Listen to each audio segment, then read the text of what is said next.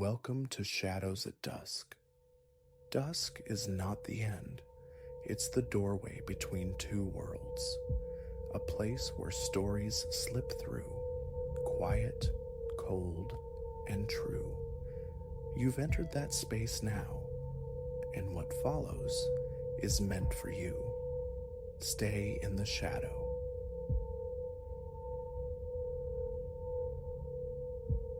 Daylight was already bleeding into bruised purple when I surrendered to the establishment's dubious welcome.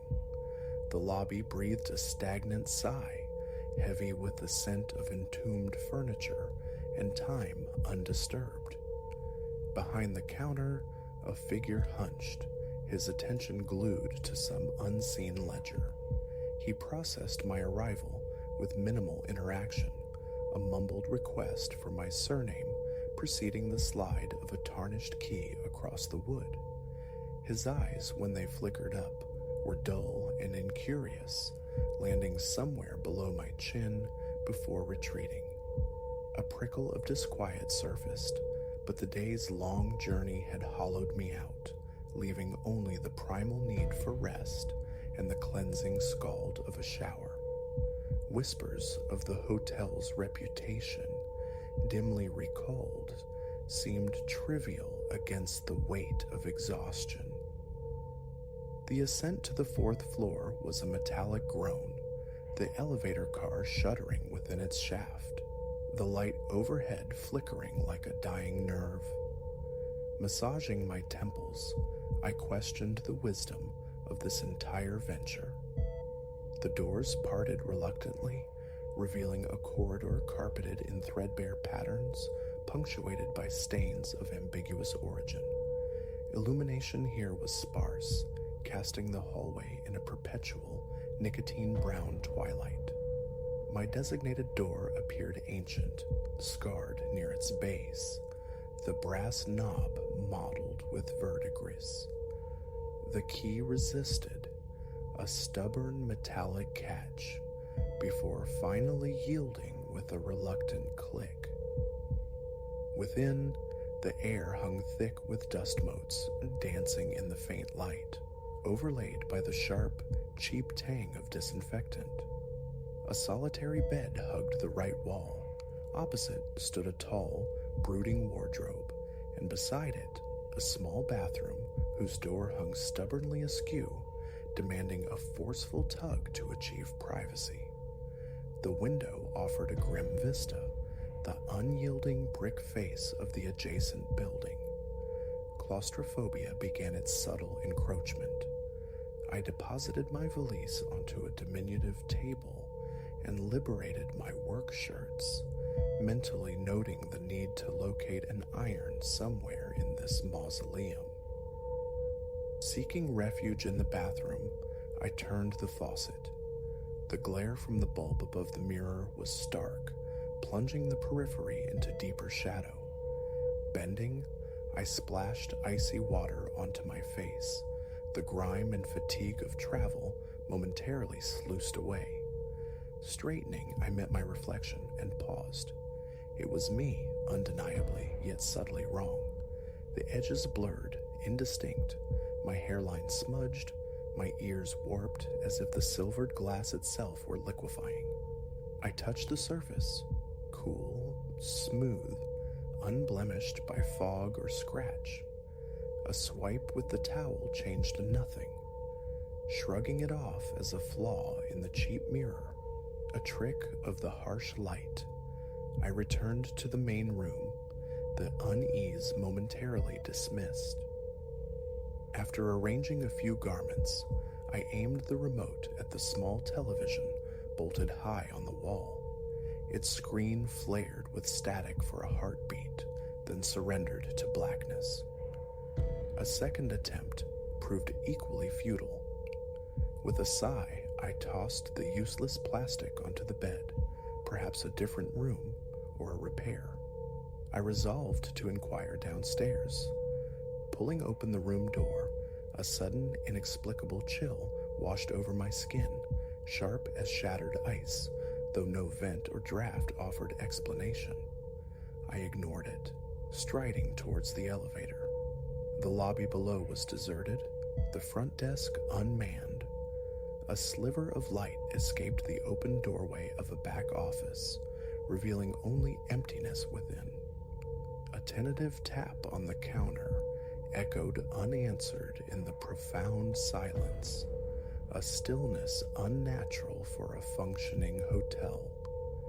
Defeated after several minutes, I retreated, summoning the rattling lift back to the 4th floor.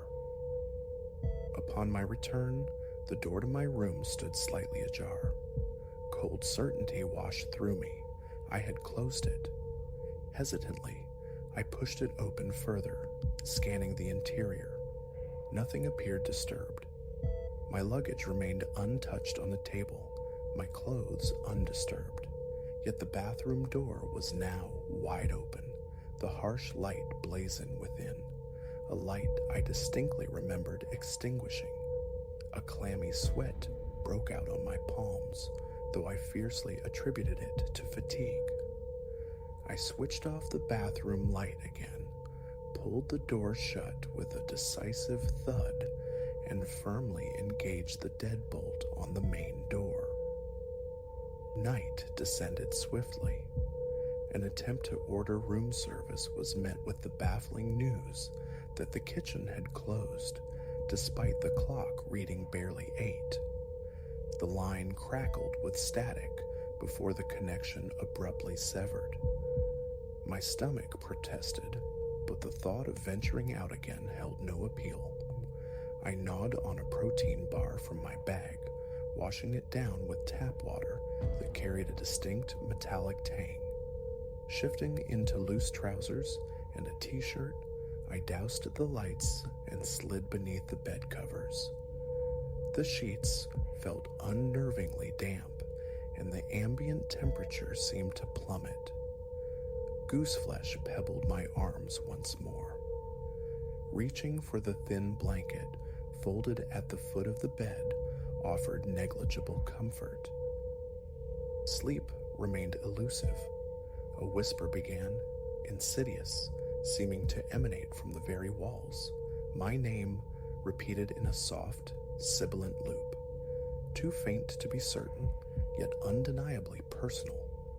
My heart hammered against my ribs as I strained to listen, dismissing hallway sounds or the wind, impossible in this sealed, stale structure. The whisper persisted, a relentless, quiet intonation. My throat tightened. A wave of dizziness passed over me. Forcing my eyes shut, I fought to ignore the sound, eventually succumbing to an uneasy slumber. I surfaced abruptly, the digital clock face reading midnight, though it felt like hours had passed. The whisper was still there, a thread woven into the silence, now accompanied by a faint, rhythmic tapping, perhaps an ancient pipe's lament. The air felt thick, heavy, the dampness in the sheets more pronounced, clinging to my skin. Sitting bolt upright, I switched on the bedside lamp, its weak glow pushing back the shadows. The room seemed subtly altered, the walls closer, the furniture angled unnaturally. Shallow breaths hitched in my chest. With reluctance, I swung my legs out of bed, needing again the bracing shock of cold water. Flicking the bathroom light switch, the sudden brilliance made me wince. I glanced at the mirror. The distortion remained, but something new arrested my attention.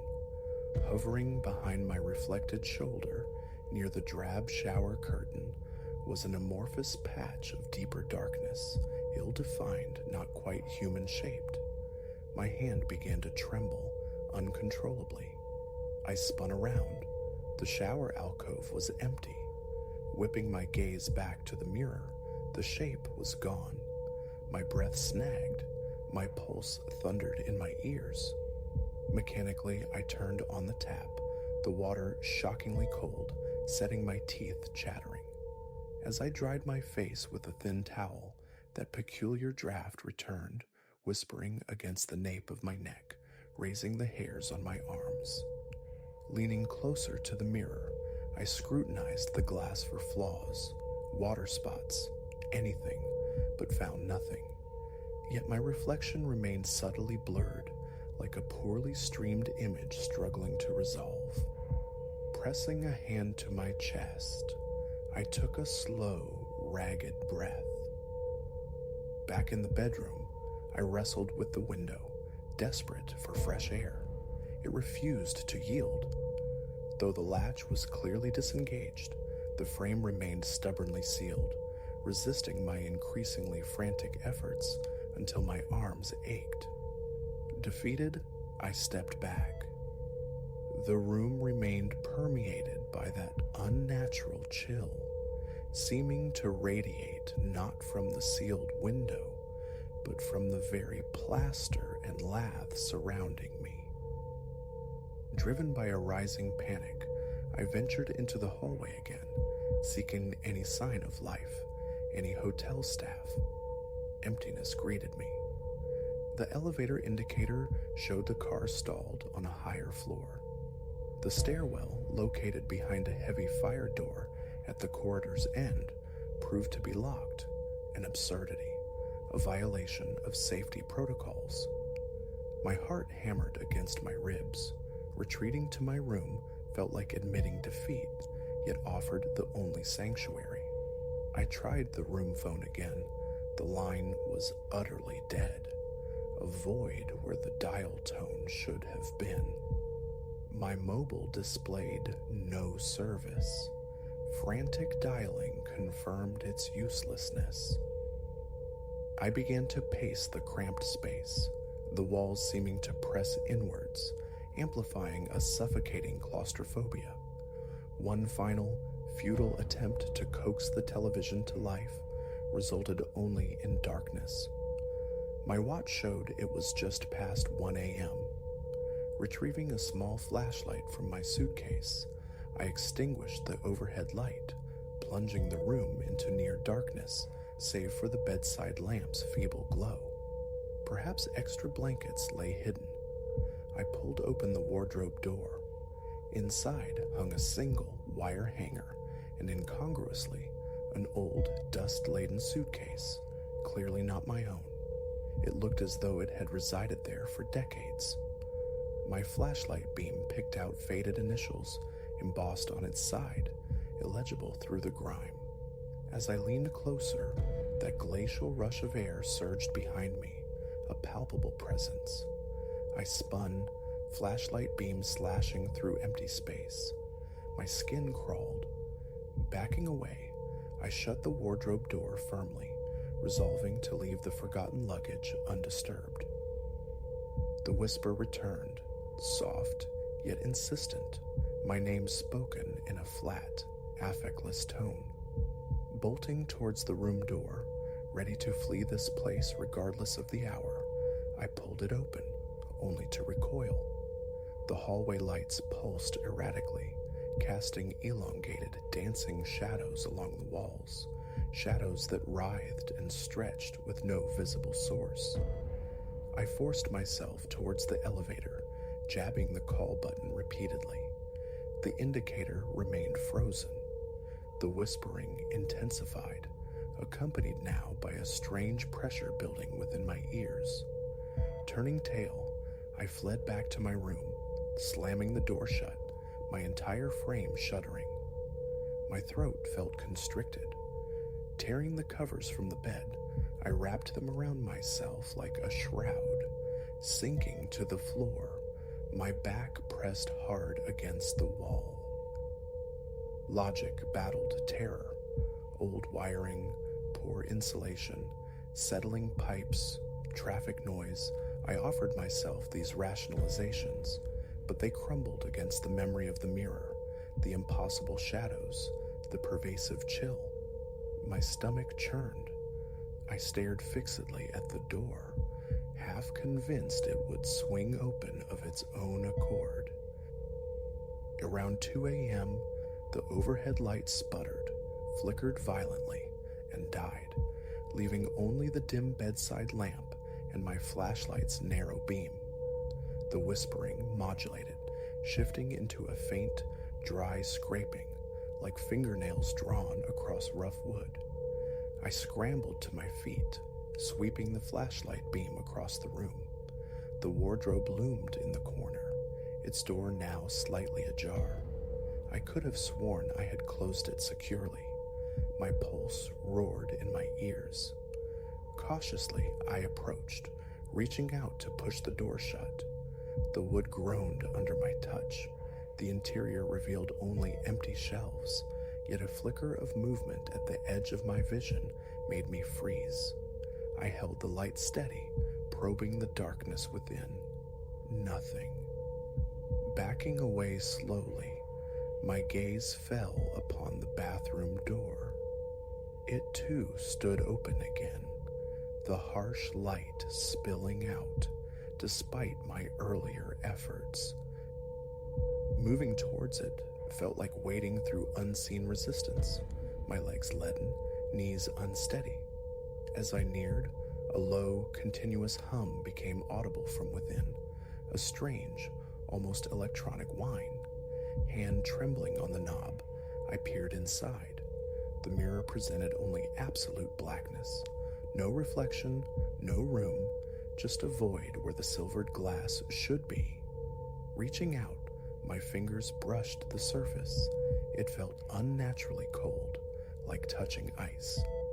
Then, within that obsidian plane, something slid across the darkness, a fleeting movement behind the space my reflection should have occupied. My chest constricted. Snatching my hand back, I slammed the bathroom door shut. The whisper surged, terrifyingly close now, seeming to breathe directly into my left ear. Tears blurred my vision. Breathing became a desperate struggle. Enough. Jacket snatched from the chair, car keys frantically sought amidst the jumble of my suitcase. Found. The stairs, locked or not, I would force them. Back in the hallway, I threw my weight against the stairwell door, pulling, rattling, shoving, until my muscles screamed in protest. It remained immovable, securely locked. I pounded on the unyielding metal, shouting into the empty corridor. Silence answered. The lights continued their epileptic dance, the shadows capering mockingly along the far wall before vanishing around the corner. Defeated, I ran back to the elevator, hammering the call button with the flat of my hand. A reluctant groan answered from the depths of the shaft, followed by a grinding sound. Miraculously, the indicator light flickered, showing the car descending. A fragile tendril of relief pierced the fear, though my heart still threatened to batter its way out of my chest. The doors creaked open, revealing a dimly lit interior thick with the smell of mildew. I stepped inside, stabbing the lobby button. The doors slid shut. The elevator rattled, shuddered, then jerked to a halt between floors. Utter darkness engulfed me as the lights died. My flashlight nearly slipped from my grasp. I hammered on the doors, shouting, my voice cracking, tears of sheer terror finally breaking free. The whisper was inside the car with me now, intimate, relentless, my name a chilling mantra. A rush of frigid air brushed my face. My breath hitched. Fumbling blindly for the control panel, my fingers slid uselessly over the smooth buttons. Nothing. Then, after an eternity measured in heartbeats, the car lurched violently and resumed its movement. It stopped. The doors opened onto the same fourth-floor hallway I had just fled. I stumbled out, staring in disbelief as my own room door swung wide, an obscene invitation. The elevator hadn't descended. It had merely looped me back to this cursed floor. Sweat stung my eyes, plastering my shirt to my back. I lunged for the door hold button, but the doors slid shut with finality, the car vanishing upwards once more. No escape. Drawn by an invisible tether, I walked towards my room again. Just before I reached it, the door swung silently shut. My heart hammered, a frantic drum against my ribs, but I placed my hand on the knob. It felt strangely warm, almost hot to the touch. Turning back was unthinkable. There was nowhere else to go. Slowly, I twisted the knob. It clicked open without resistance. The room beyond was darker than before, the bedside lamp now extinguished. I stepped across the threshold, the door closing softly behind me. The whisper faded, replaced by that faint, persistent scraping from the wardrobe. Taking hesitant steps towards the bed, flashlight held like a weapon, I saw the wardrobe door was closed again, yet vibrating faintly, as if something stirred within. How long until morning? Survival became the only goal. Daylight, I prayed, would dispel this clinging malevolence. I would endure, then flee at the first hint of dawn.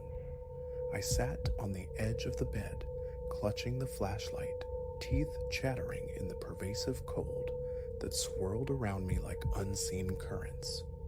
A glance confirmed the bathroom door remained shut. Then I felt it, a distinct depression on the mattress beside me, as if someone had sat down.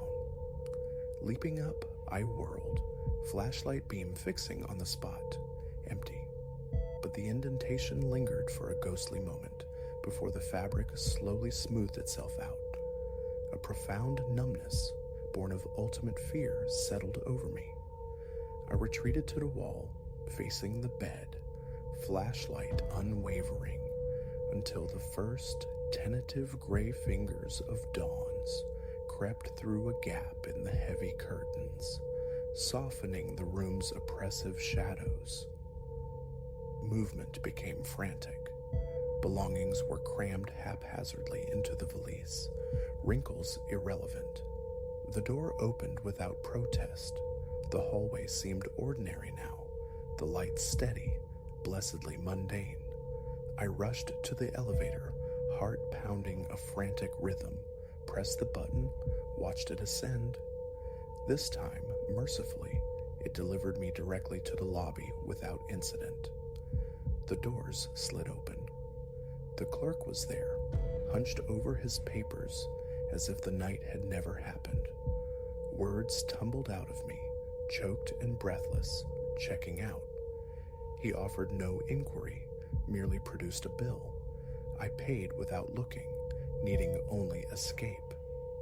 Then I was through the front doors, gulping the cool morning air in ragged bursts, practically running to my rental car. I never looked back. Driving away, speed limits ignored, I sought the anonymity of a brightly lit chain hotel in a bustling part of the city. My hands trembled on the wheel. My gaze kept flicking to the rearview mirror.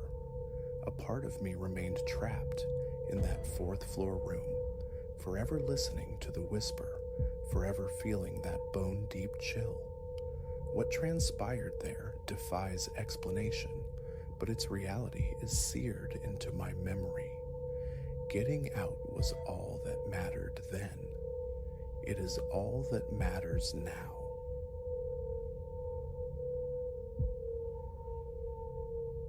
The phantom ripple across monitor 7, that was the precise instant the ordinary bled into the extraordinary.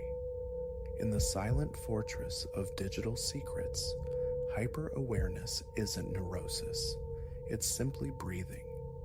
Yet no amount of practiced vigilance could truly steel you for the night. The shadows solidified, the night paranoia earned its keep, plunging me headfirst into a lethal waltz with predators bent on acquisition. 3 years I've haunted the nocturnal corridors of Ethereum archives, as its guardian. Not a role bathed in glory, true, but the compensation soothes, and the usual adversaries are pixelated card stacks and the lukewarm ghost of coffee past. Ethereum is an enigma, unheard of by the masses, yet its digital vaults cradle the kind of classified data that could fracture nations, ignite conflicts, hence the near mythical security. Biolocks, daytime sentinels armed to the teeth, and the nerve center of surveillance, where I preside over the graveyard watch. Most nights, the grandest spectacle is a rodent's desperate sprint across the asphalt stage of the parking lot. This night, however, broke the mold. It began under the cloak of routine. 11 p.m. arrival, the ritual handover from the evening watch, the familiar embrace of the command chair. Before me, the wall pulsed with 100 electronic eyes, surveying every inch. Tarmac expanses, sterile hallways, the hallowed server sanctums, even the windswept roof. Initial system diagnostics complete, I poured the requisite cup of sludge, bracing for the slow, uneventful tide of hours. Then, around the second hour past midnight, a flicker snagged my attention. A silhouette, too swift for mere optical illusion, flitted across an exterior feed. I leaned closer, my gaze sweeping the mosaic of screens. There, again. A shape draped in black, weaving through the parked vehicles with uncanny fluidity. A tremor started in my chest. This deviated wildly from the script. Zooming the lens, I strained for detail. The figure was masked, swathed head to toe in shadow cloth. And it wasn't singular. Two more, then a third, materialized, moving with a chilling, synchronized grace that screamed professional. My hand instinctively sought the telephone, the direct line to emergency services, but paused midair. Crying wolf at Ethereum carried consequences, potentially career-ending ones. Certainty was paramount. I switched focus to the internal cameras, monitoring the primary entrance. My breath caught tight in my lungs. Silence stretched. Then, almost imperceptibly, the status light above the main door's access panel shifted, a brief, malevolent wink from red to green. The heavy door sighed open. The shadows poured inside. Ice water sluiced through my veins. Common thieves don't waltz past supposedly impenetrable security. This was orchestrated, significant. I snatched the receiver, my fingers betraying me with a slight tremble as I punched 911. Ethereum Archives, I managed, my voice tighter than intended. Intrusion confirmed. Multiple hostiles likely armed. Request immediate. Full response. Dispatch promised swift action, but geography was against us. The facility stood isolated, a good 20-minute drive for the nearest patrol car. Until then, I was utterly alone. Transfixed, I tracked their progress on the monitors. They navigated the building with unnerving familiarity, purpose radiating from their silent advance. The suspicion of an inside collaborator hardened into near certainty. Their vector was unmistakable, the central server vault, Ethereum's digital heart, repository of the most volatile secrets. A choice loomed, stark and terrifying. Protocol dictated observation, passive waiting, but a primal instinct shrieked defiance. If they breached that vault, the game was already lost. Something had to be done.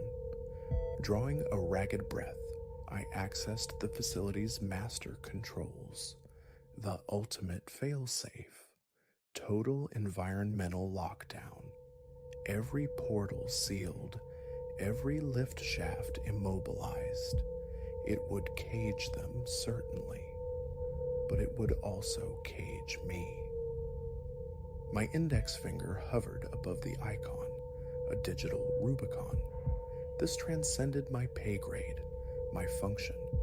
I was a watchman, not a field operative. But then, through the electronic eyes, I saw them reach the vault's reinforced threshold. Time evaporated. I slammed the button. Klaxons erupted, a cacophony shattering the sterile silence as monolithic steel shutters crashed down, sealing every aperture. On screen, the intruders froze, momentarily stunned before reforming with disciplined speed. Professionals, indeed. Contingencies were part of their calculus. The true contest had begun. I had imprisoned them, yes, but simultaneously turned the entire facility into a shared cage, and they knew now that someone unseen pulled the strings. Locating the control room wouldn't take them long. A strategy, however frayed, was needed. This command center was fortified, but not impregnable against a determined assault. Denying them the servers and surviving until rescue, those were the objectives. First, level the playing field. With a few keystrokes, I plunged the entire complex into absolute darkness. They'd have night vision, undoubtedly, but navigating blind would impede them. I, conversely, possessed the infrared sight of every camera, eyes in the dark. I watched them regroup, communicating through concise hand gestures in the eerie green glow of their optics. 3 pressed on towards the server vault, 1 detached, methodically sweeping rooms, his path curving inevitably towards my location. Sweat beaded on my palms as I tracked his deliberate approach. Time for the next gambit. I accessed the environmental systems, a few commands, and the fire suppression sequence activated in the corridor guarding the server room. No flames raged, but they wouldn't know that. Dense clouds of CO2 billowed forth, a choking white fog designed to smother fires, and visibility, even infrared. A grim satisfaction flickered as the trio by the vault recoiled, disoriented, engulfed in the sightless cloud. The small triumph was fleeting. The 4th operative had arrived at the corridor housing my sanctuary. My pulse hammered against my ribs as I observed him scrutinizing the reinforced steel door. Its very construction screamed control room. He murmured into his comms unit. On the monitors, the other 3 abruptly altered their course. All vectors now converged on me. Time bought, but resources dwindled. The sirens had to be close. Just hold on. Then my blood turned to frost. A small, compact device appeared in the operative's hand, a shaped charge. They intended to blast their way in. Panic clawed at my throat. My gaze darted around the room, desperate for any advantage, any tool. It snagged on the ventilation grate low on the far wall. Small, but so was I. No time for second thoughts. I scrambled, prying the metal mesh free, squeezing my body into the narrow, dusty aperture. The grate clicked back into place, scant moments before the muffled concussion of the explosion reverberated through the floor. Peering through the metal slats, I witnessed them breach the room, weapons raised, sweeping the empty space. Their frustrated energy was almost palpable. The prey had vanished. But safety remained elusive. I was entombed within the building's metallic entrails, hunted by 4 armed men, the arrival of salvation an unknown quantity. I began to crawl, forcing my memory to reconstruct the labyrinthine layout of the ductwork. The loading dock, an emergency exit there, keyed to override lockdown protocols. A desperate hope, but the only one remaining. The shaft was a disorienting maze, sharp turns, intersecting tunnels. Twice I backtracked, hyper-aware of the scraping sounds my passage created. The hunter's movements echoed through the metal confines, sometimes chillingly near. After an eternity compressed into minutes, a faint luminescence appeared ahead, the grate overlooking the loading bay, almost there. But as I neared the opening, voices drifted up from directly below, 2 of them methodically clearing the area, pinned down. Just as despair threatened to engulf me, a new sound pierced the tension, rising, falling, unmistakable. Sirens, the cavalry, finally cresting the hill. The ensuing moments dissolved into cacophony, shouted commands, the sharp crack of gunfire shattering glass. I remained coiled in the vent, a statue of fear, waiting for the storm to pass. At last, a different voice, resonant with authority, cut through the din.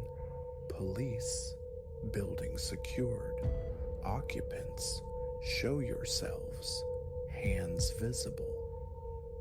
A wave of profound relief washed over me, heavy and absolute. It was finished. They hadn't won. The aftermath was a whirlwind of flashing lights, curt questions, formal debriefings. The intruders, cornered and outmatched, were apprehended. The critical data remained inviolate, thanks in no small measure, they said, to my intervention. Accolades followed, a commendation, a substantial bonus. Yet as the adrenaline subsided, replaced by the stark imprint of the night's events, my perspective underwent a seismic shift. The assumed security, the predictable monotony, illusions shattered. I still walk the quiet halls of Ethereum archives under the cloak of night, but the quiet is louder now. Every shadow holds potential menace. Each routine check feels weighted with consequence. Some might find this constant state of heightened alert draining.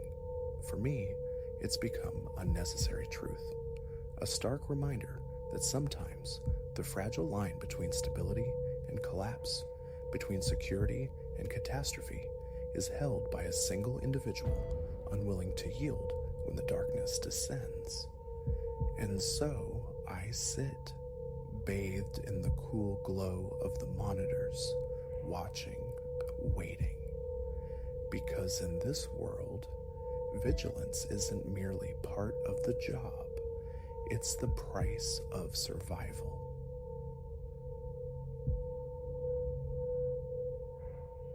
The first time my house appeared on the digital abyss, I dismissed it as phantasmagoria. Yet there it stood, my quaint cobalt blue colonial, its white trim sharp against the encroaching twilight, the untamed blush of rose bushes flanking the porch. It was showcased on a site dredged from the internet's Stygian depths, listed not for currency, but for my existence. My eyelids fluttered, vision blurring then sharpening, unchanged. My sanctuary, rendered as chattel in some perverse emporium. Beneath the stark image, a text crawled that iced the marrow in my bones. Current occupant, Alara Vance, 28. Vocation, investigative reporter, rituals, dawn runner 6 a.m., preferred stimulant source, the Gilded Bean, Elm Street, optimal ingress, kitchen casement, compromised latch. A tremor seized my hands as I scrolled, each disclosed particularity more surgically precise, more terrifyingly intimate than the last. They possessed the blueprint of my life, my rhythms, my vulnerabilities, the very names etched onto my closest circle of friends, my family. And now, this meticulously curated dossier was currency offered to the deepest pockets in the shadows. The laptop lid slammed shut, a sharp crack in the sudden silence, my heart a frantic drum against my ribs. Surely a grotesque jest? A fabrication spun from malice? Yet a chilling certainty settled deep within. As a chronicler of cybernetic malfeasance, a navigator of the web's hidden architectures, I'd witnessed countless digital horrors. None had ever breached my threshold so literally. For a suspended moment, I remained frozen, ensnared in stunned paralysis, the enormity struggling to penetrate. Then, as the stark reality coalesced, cold dread bloomed into raw panic. Action was imperative. Disclosure. But to whom? The constabulary? Would such a spectral threat even register as credible? With fingers that danced involuntarily, I resurrected the screen, driven to capture this spectral indictment. But the site had dissolved, vanished. No artifact remained, no digital echo of the listing's brief, terrifying tenure. Had hallucination claimed me? No. The conviction held firm. It was real, and its reality signified imminent mortal peril.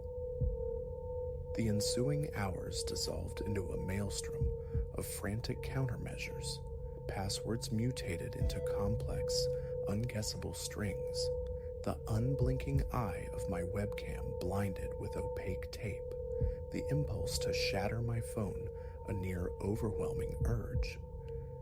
Yet an insidious whisper persisted in the recesses of my mind. Too late. The breach was total. How long had unseen eyes tracked my every move? And more chillingly, whose eyes were they? As dawn painted the sky in bruised pastels, filtering weakly through my bedroom window, resolve hardened within me. This house, this city, they were no longer refuge, but cage. Disappearance was the only recourse, a shedding of the self. I assembled essentials into a worn duffel, bled my accounts of tangible currency, dispatched a deliberately nebulous message to my editor, citing indefinite personal leave. Then, casting a final, lingering gaze upon the shell of a life I'd cherished for 5 years, I stepped across the threshold and into the unknown. The initial days blurred into a montage of stale motel rooms and perpetual transit. My phone became landfill fodder, replaced by an anonymous burner. Every ingrained habit meticulously fractured. No dawn runs, no familiar solace at the Gilded Bean. I transmuted into a digital ghost, leaving no electronic spore, commerce conducted solely in worn banknotes. Yet even cloaked in anonymity, the sensation of being observed clung like a shroud. Each surveillance lens seemed to swivel in my wake, every unfamiliar face a potential harbinger of doom. Paranoia became my shadow, murmuring threats at every desolate mile marker. It manifested again on the 5th day, within the greasy confines of a roadside eatery off some forgotten highway. Idly navigating news feeds, On a sterile burner laptop, a sudden overlay materialized. My house, stark against the screen, once more offered for acquisition.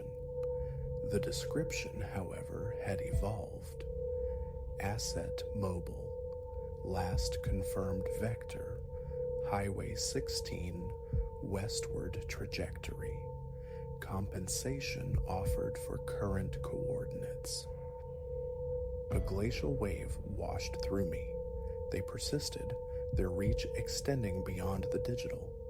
Now my location was being crowdsourced, a bounty placed on my head. The laptop snapped shut, drawing incurious stares from the diner's sparse patrons. My thoughts detonated. How? How had they pierced my careful veil? Hurrying into the stark sunlight of the parking lot, eyes scanning, darting, a chilling hypothesis surfaced. What if the hunt transcended digital footprints? What if their methods were invasive? A story I'd researched months prior surfaced. Implantable microtracers, dismissed then as paranoid fantasy now. My hands instinctively traced the contours of my own skin, seeking alien ridges, subcutaneous anomalies. Nothing palpable, but absence wasn't proof. Had it been introduced while I slept? Contained within sustenance? Water? Stop. The command echoed in my skull. You're fracturing. Rationality, however, seemed a casualty left somewhere back on the asphalt ribbon of Highway 16. Every passing vehicle morphed into a potential pursuer, every shared glance a silent indictment. Help. The realization struck with the force of a blow, but who remained untainted, trustworthy? Colleagues, too exposed. Law enforcement, they'd label me delusional. Family, unthinkable. The risk of entanglement, too profound. Then a name surfaced from the past. Silas Thorne, a college acquaintance who'd vanished years ago, preaching sermons of pervasive surveillance, of corporate dominion. We'd labeled him eccentric, perhaps unhinged.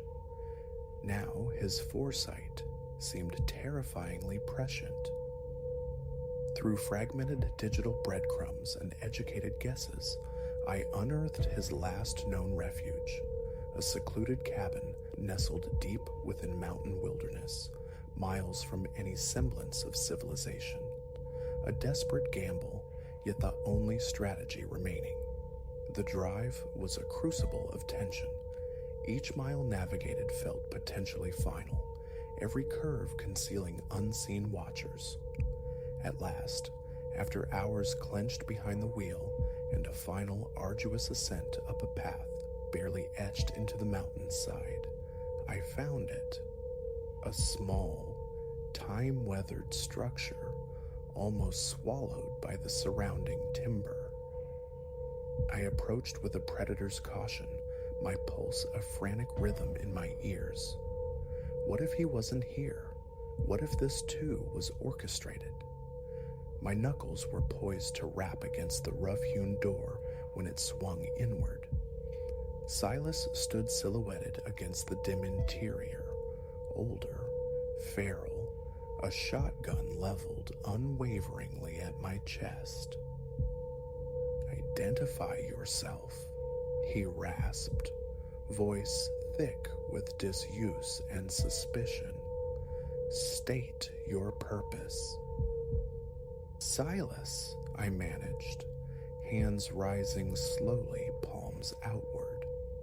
"It's Ilara Vance, from university." A flicker of recognition crossed his hardened features, swiftly eclipsed by distrust. "Ilara, what brings you to this threshold? How did you locate me?" "I need sanctuary," I pleaded, the words spilling forth in a torrent. "They're hunting me, Silas. They possess everything. My life is listed, auctioned online. I had nowhere else, no one else. Silas regarded me, a long, appraising silence stretching between us, the shotgun's muzzle unwavering. Then gradually, the weapon lowered. "Inside," he commanded gruffly.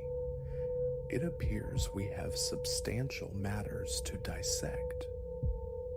The hours that followed were a catharsis of narrative and revelation. I recounted everything: the insidious listing, the desperate flight, the paranoia that had become my skin. He absorbed it all, his expression hardening into granite resolve. When my voice finally fell silent, he emitted a long, low whistle. "You've stumbled into the abattoir now, Ilara. Sounds like you've drawn the gaze of the ledger." "The ledger?" Silas nodded grimly. "A clandestine collective, operational for decades.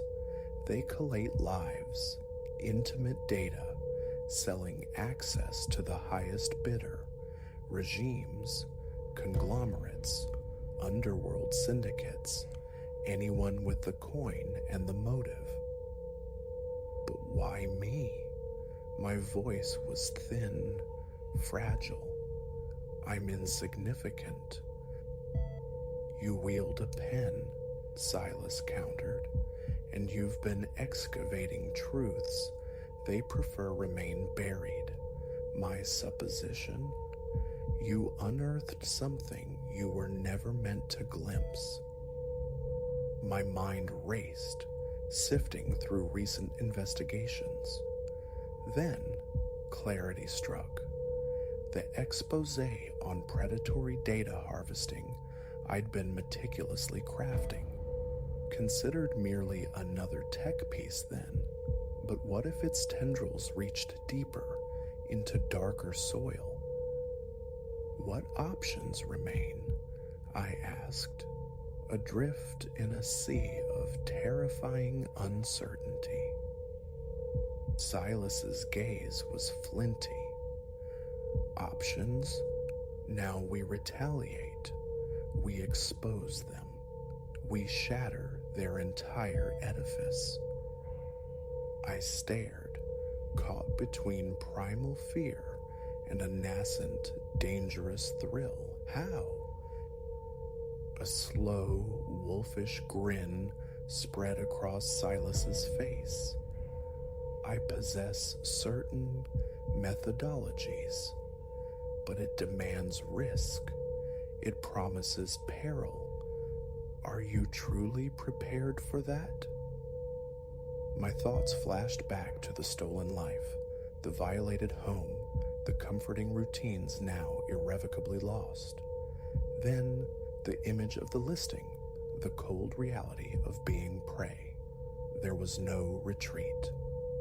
"I'm committed," I stated, the words finding unexpected firmness. "Whatever the cost."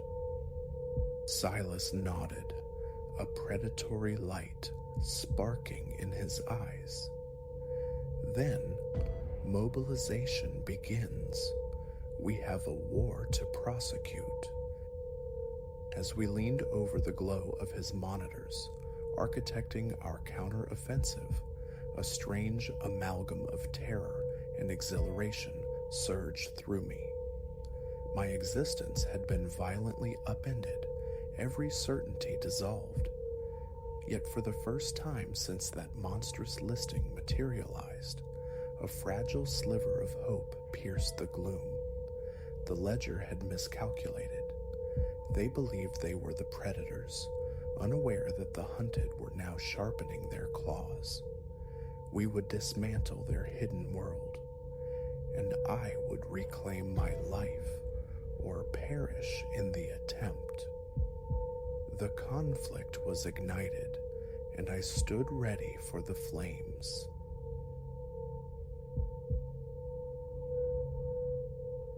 The initial ring was easily dismissed. A phantom signal, perhaps, a misdialed digit lost in the ether.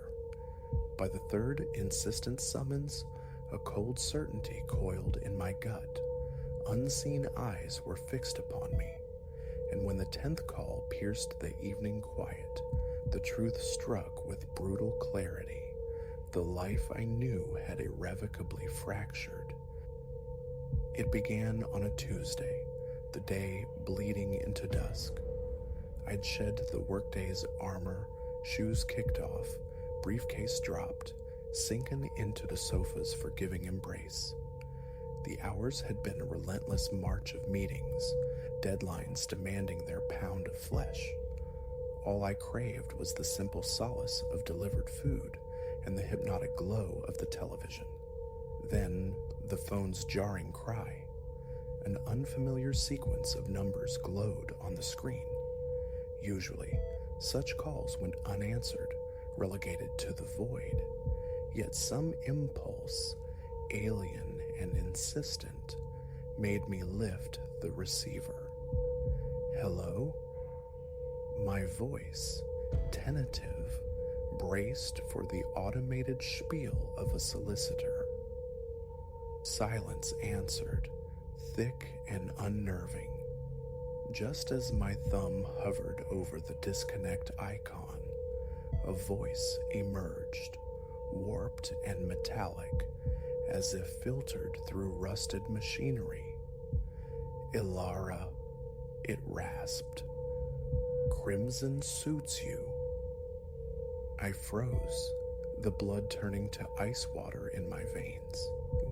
My blouse, a deep shade of red, felt suddenly conspicuous, a target. Who is this? The demand was sharp, laced with a sudden frantic pulse hammering against my ribs. The line clicked dead.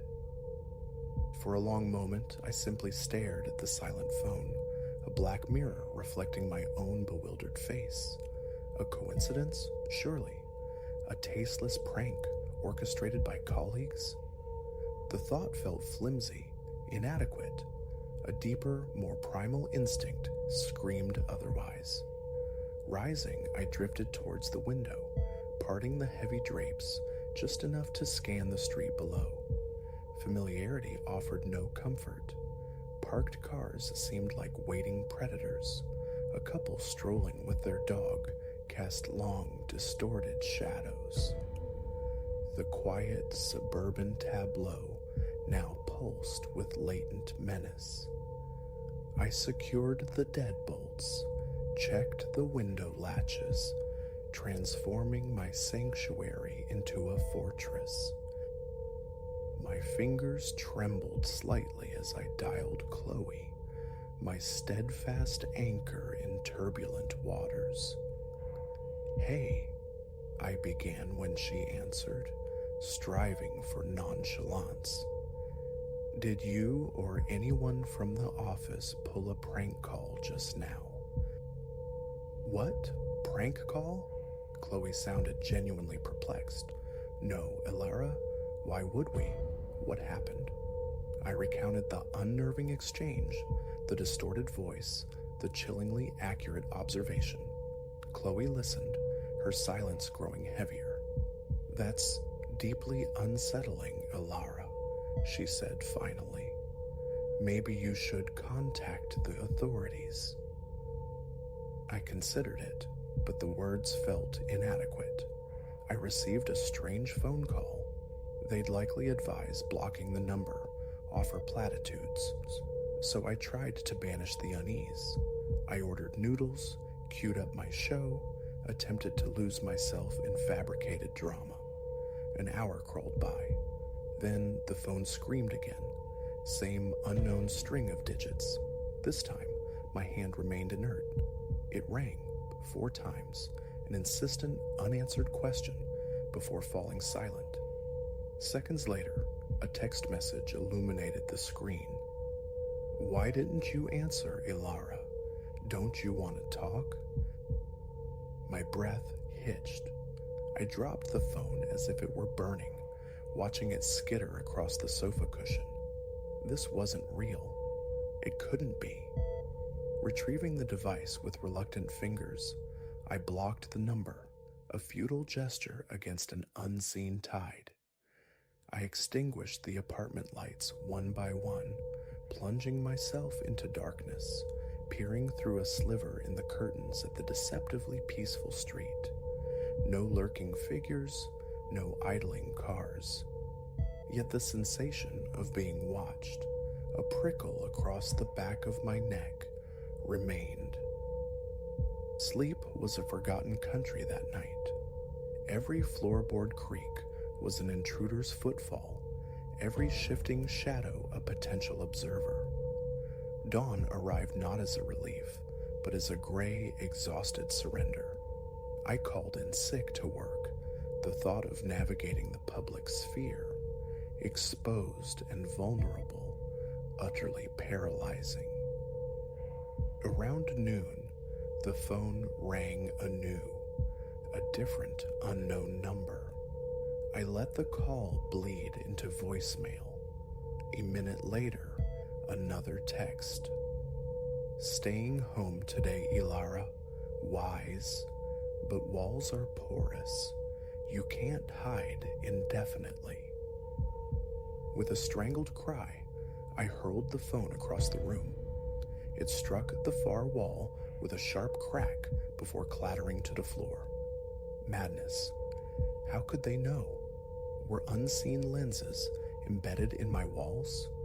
Was someone stationed outside, cataloging my every move? The next hour became a frantic, obsessive search, peering behind pictures, checking vents, dismantling smoke detectors. I found nothing, yet the absence of evidence offered no solace, only amplifying the dread of the unknown. The intrusions persisted throughout the day, a relentless barrage of calls from burner numbers and texts that sliced deeper with each arrival. That pizza you ordered last night looked good. Perhaps we could share one sometime. Your mother would be so devastated if she knew what you really did last summer. Does your director suspect about those restricted files you accessed after hours? How? The pizza delivery, perhaps observable, but my mother's potential disappointment, the clandestine activity on my work computer? This knowledge transcended mere observation. It suggested an intimate, terrifying familiarity with my hidden life. By evening, I was afraid nerve-ending, pacing the confines of my apartment, untouched food cooling on the counter, every sudden noise making me flinch. That's when the final summons came. I answered, numbly anticipating the distorted rasp. Instead, a man's voice met my ear, smooth, cultured, devoid of electronic disguise. "Hello, Ilara," it said, almost conversational. "I believe it's time we met face to face, don't you?" "Who are you?" I whispered, my own voice a thin, trembling thread. "What is it you want from me?"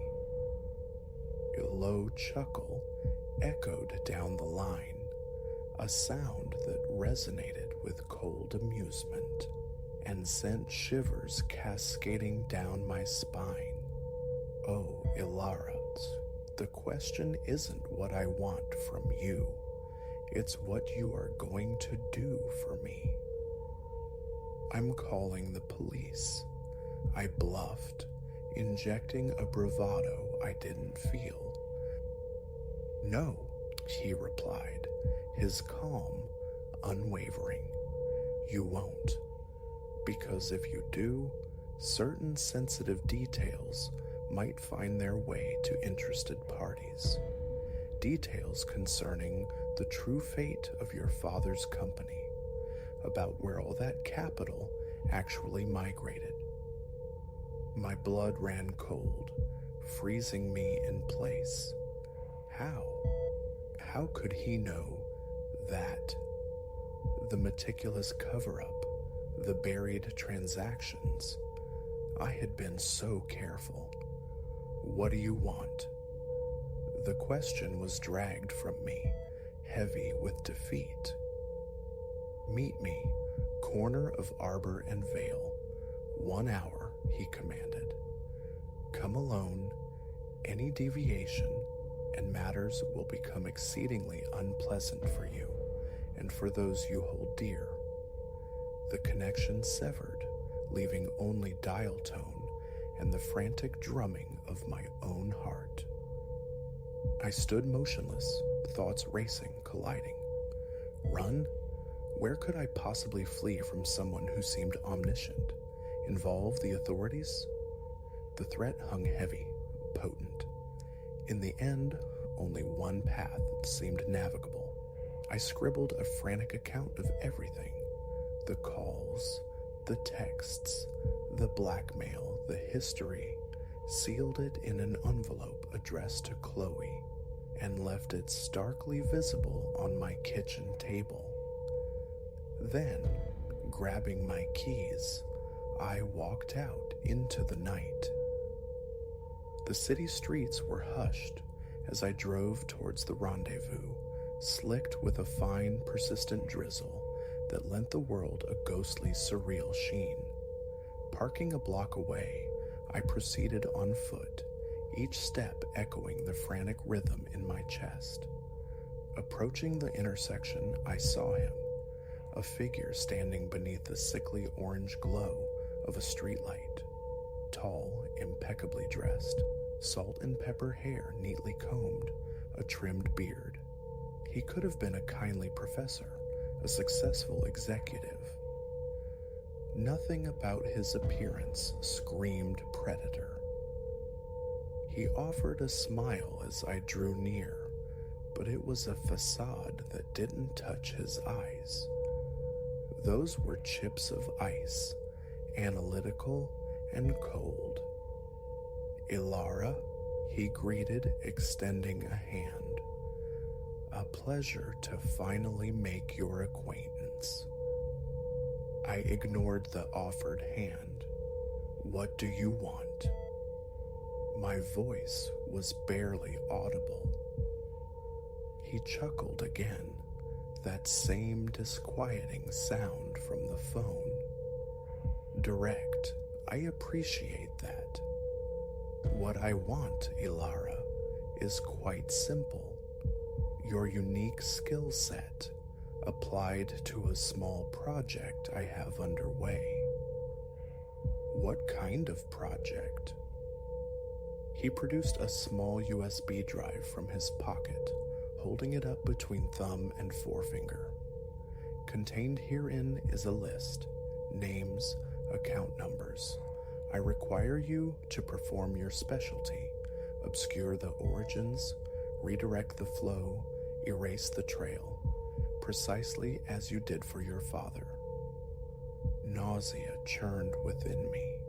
He wanted me to cleanse his dirty money, to employ the very facility that had led me to this precipice. And if I refuse, I asked, the answer already settling like lead in my stomach. His smile widened, morphing into something predatory. Then the calls begin, to the constabulary, to your employers, to your dear mother. Imagine her reaction, learning the true nature of her daughter. I closed my eyes, the walls of the trap solidifying around me. This was the reckoning. The moment my carefully buried past had clawed its way to the surface. All right, I conceded, opening my eyes to meet his unwavering gaze. I'll do it. But upon completion, you vanish. No more calls, no more threats. Our association concludes. He inclined his head, pressing the USB drive into my palm. Naturally, perform this task efficiently, and you will cease to exist for me. As my fingers closed around the cool plastic, a desperate, dangerous spark ignited within me. How do I know, I asked, my voice low, that you won't simply continue this indefinitely? He arched an eyebrow, a flicker of amusement in his cold eyes. You don't? But what alternative do you possess? I nodded, a gesture of seeming acquiescence. Then, in a single, fluid motion, born of remembered self-defense lessons from Chloe years ago, I seized his wrist, twisting sharply. He gasped, a grunt of surprise and pain escaping him as his phone slipped from his grasp. I snatched it from the air and ran. Behind me, his enraged shouts echoed, followed by the heavy thud of his footsteps on the wet pavement. I ran as I'd never run before, lungs searing, legs pumping relentlessly, down slick sidewalks, across deserted streets, guided by sheer adrenaline. I didn't falter until the illuminated sign of the police precinct appeared 3 blocks later. Gasping, stumbling through the doors, I approached the desk sergeant, the fluorescent lights harsh overhead. I need to report a crime, I managed, placing both USB drives, his and the one containing my own dark history, onto the worn counter, and I need to confess to one. The sergeant regarded me, then the drives, his expression shifting from weary indifference to cautious concern. "All right, miss," he said slowly, his voice calm. "Perhaps you should start at the beginning." And so I did. The words tumbled out, the chilling calls, the insidious threats, the crushing blackmail, and the long-buried truth about my father's company, about my own complicity. It wasn't easy. Each admission felt like another stone added to the weight of my future. Yet paradoxically, with every secret unveiled, a profound lightness bloomed within me. No more shadows, no more glancing over my shoulder. They arrested me, naturally, and him too, intercepted as he attempted to dissolve into the city's sprawl. It transpired he was a phantom wanted for orchestrating similar webs of fear and extortion across 3 other states. As they guided me towards a holding cell, I caught my reflection in a polished metal surface. Exhausted?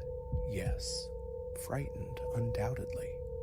But beneath it all, a current of profound relief.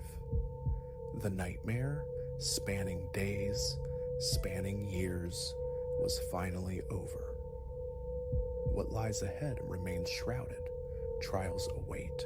Incarceration seems inevitable.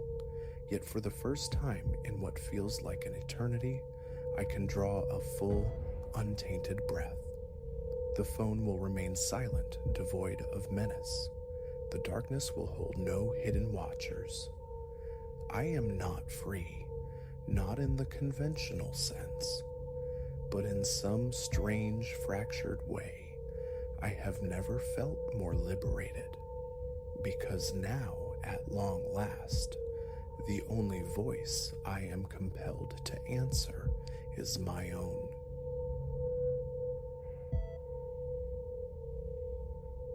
Last night, a sigh of timber from the passage beyond my door turned my blood to ice. My own heart became a frantic prisoner, hammering against the cage of my ribs, threatening escape. No other soul resided within these walls. I myself had drawn every bolt, secured every latch. Yet the sound persisted, a measured cadence echoing in the narrow hall, slow, distinct treads drawing nearer. This recounting is born of that terror, a necessary expulsion, for the wrongness clinging to the upper floor of my new dwelling can no longer be swallowed down, ignored. Mere weeks have passed since I took possession of this modest townhouse, nestled in a sedate enclave, populated mostly by the elderly. Its appeal lay in proximity to my work and a rent that didn't strain my means. The structure is slender, a constrained living area, a diminutive kitchen, and stairs ascending to a pair of bedrooms above. Ideal, it seemed, for my solitary existence and minimal possessions. The second bedroom I envisioned as a compact study, perhaps, or simple storage. A sense of quiet satisfaction accompanied the feeling of having secured my own space. The initial days unfolded without incident. Boxes yielded their contents, furniture found its place, a few canvases graced the walls. Daylight hours held no strangeness. The upstairs corridor is brief, perhaps 10 feet traversing from the stair summit to my primary bedroom's threshold. To the left, a bathroom, opposite the secondary chamber. Innocuous initially. I paced it then, measuring 5 strides, give or take that slight hesitation stepping off the final riser. Cozy, I'd thought. It was roughly a week later when the nocturnal anomalies began. Emerging from my room for the bathroom, cloaked in darkness, I registered a discrepancy. The journey required more steps than habit dictated. Exhaustion, I reasoned. The following night, the sensation returned, accompanied by an unsettling frisson across my nape. A peculiar density invaded the air, a thickness that muffled sound, accompanied by a thrumming tension beneath my feet, as if the house itself held its breath. Retreating to my bedroom, the lock clicking shut felt like a ward against encroaching unease, though I chided myself for succumbing to fancy. Still, the feeling intensified nightly. On the 8th or 9th evening, I resolved to confront my perceptions. Waiting until the profound dark near 11, I extinguished every upstairs light. Positioned at the stairhead, I began to count aloud, my voice thin in the silence. 1, 2, 3, 4, 5. My hand stretched forward, anticipating the familiar plane of my bedroom door. It met only void. My breath hitched, quickening despite my efforts at control. 2 tentative steps more, and at last, the cool metal of the doorknob grazed my fingertips. I pushed inward, securing the door behind me. Earlier, bathed in sunlight, the count had been 5. Now, unequivocally, 7. In that moment, the flimsy shield of self-deception shattered. A new ritual commenced, morning perambulations, counting steps under the clarifying gaze of daylight, always 5. The dimensions remained constant, immutable. Bathroom door, second bedroom door, my own, all precisely where they belonged. But with the descent of nightfall, a subtle warping began. The corridor, that familiar finite space, would distend, elongating itself in the shadows. Sometimes 7 strides, sometimes 8, never exceeding 8, yet that boundary offered scant comfort. The doors themselves seemed subject to this nocturnal fluxion. On certain nights, the bathroom portal drifted nearer the stairs. On others, it receded. I experimented with illumination, flooding the passage with artificial light, hoping to banish the phenomenon. One Friday, returning late, I activated the overhead fixture, the lamps in both bedrooms. Under the stark glare, everything appeared reassuringly normal. 5 steps to my door. A small, nervous laugh escaped me. Just shadows playing tricks, surely. I doused the lights in the spare room and hallway, then stepped out for a final check. Instantly, that oppressive thickness returned. Though blind, I sensed the corridor unfurling before me like a malevolent ribbon. My mouth grew arid, my stomach twisting. Reaching out, seeking the stability of a wall, my fingers brushed the patterned paper. The familiar floral relief was there, yet strangely warmer than usual. I snatched my hand back, walking forward, counting 6 steps this time. I scrambled inside my room, the lock snicking home with desperate finality. For several nights following, I embraced avoidance. I remained cloistered in my bedroom after dusk, venturing forth only from absolute necessity. Trips to the bathroom were preceded by the flipping of every available switch, a ritual that usually restored the 5-step transit. But the moment darkness reclaimed the space, I could feel the corridor breathe, shift, lengthen. Stress, I told myself, an overtaxed imagination. Explanations that evaporated entirely when I first heard the footsteps behind me. It began perhaps 3 nights ago. Midway to my room, whispering the count under my breath, a floorboard groaned behind me. My heart leaped.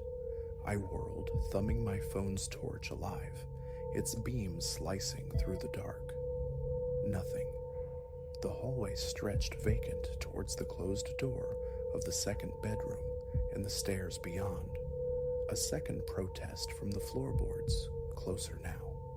I spun again, sweeping the light frantically, still empty.